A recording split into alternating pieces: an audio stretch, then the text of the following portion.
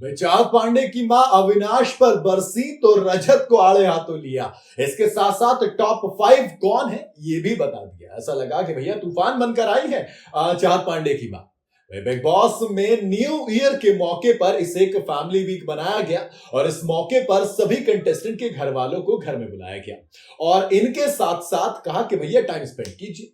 और वहीं बाकी जो कंटेस्टेंट आए थे उनकी फैमिली उनको सपोर्ट कर रही थी, लेकिन चाहत पांडे की मां, उन्होंने तो दोस्त आते ही घर में घमासान मचा दिया। उन्होंने पहले तो भैया बेटी के साथ मिलकर आंसू बहाए दो चार और उसके बाद अपना जरा अंदर वाला देसी रुख बाहर निकाला और पहले अविनाश को आईना दिखाया और फिर रजत दलाल को आड़े हाथों लिया। कहा कि भैया आप यूज एंड थ्रो कर रहे हैं मेरी बेटी के साथ। मामला बहुत टेंस है भैया। चाहत पांडे घर में पहले दिन से ही चर्चा में रही हैं। उनका सोलो गेम खेलना और या फिर विवियन से लड़ना हो, रजत के साथ अक्सर थोड़ा सा खट्टी मीठी वाली दोस्ती हो, अविनाश के साथ वो झिक झिक हो, ये लगातार चली है। और अब फैमिली वीक में जब चाहत की मां आई तो वो उनसे एक और हाथ आगे निकली। जैसे ही चाहत ने अपनी मां को देखा, गले लगा लिया और रोने लगी। इस मौके पर मां भी बेटी के गले लगकर इमोशनल हो गई और इसके बाद क्या हुआ, उसके बाद तो मामला तगड़ा हो गया, क्योंकि उसके बाद वो अविनाश मिश्रा के पास जाती हैं और मिश्रा जी ने, आपको याद होगा ना, कैरेक्टर पे सवाल उठाया था कि मुझे शर्टलेस देखना पसंद है, उतारूं क्या अपनी शर्ट, ये तमाम चीजें की थी।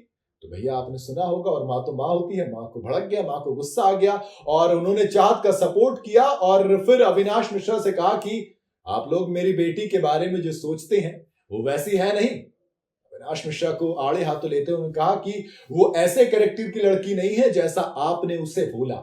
इस बात को सुन अविनाश हैरान हो गए और वो समझ भी नहीं पाए कि क्या हो रहा है। अब जब ये वाली बात हुई तो, क्योंकि अविनाश, देखो लाजिम सी बात है, ठीक है वहां तक, अब लेकिन एक जो स्टेटमेंट आई वो थोड़ी सी अजीब है।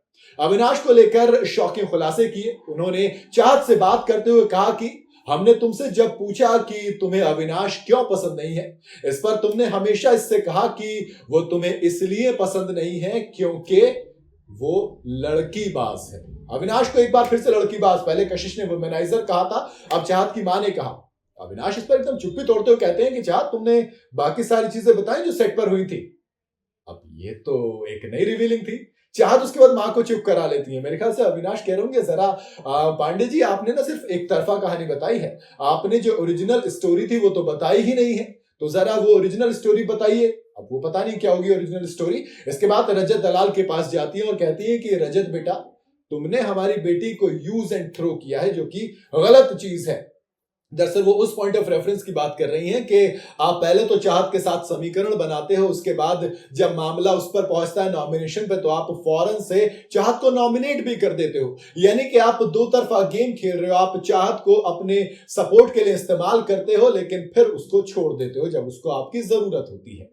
अब रजत दलाल देखो देसी आदमी, भाई मां के सामने तो कुछ बोलेगा नहीं, हो सकता है माफी वाफी मांग ले, लेकिन इतनी तो उसमें इज्जत है लोगों की, मां का सम्मान तो करता है। बाकी देखते हैं कि भैया अविनाश मिश्रा कौन सी एक और रियलिटी साइड की बात कर रहे थे और रजत दलाल किस तरीके से रिस्पॉन्स देते हैं इस यूज एंड थ्रो का। आपको क्या लगता है, आप अपनी राय मुझे कमेंट में जरूर बताइएगा। वीडियो अगर आपको पसंद आई हो तो इसे लाइक और शेयर जरूर करें और जाते जाते चैनल को फॉलो और सब्सक्राइब जरूर करते जाइएगा।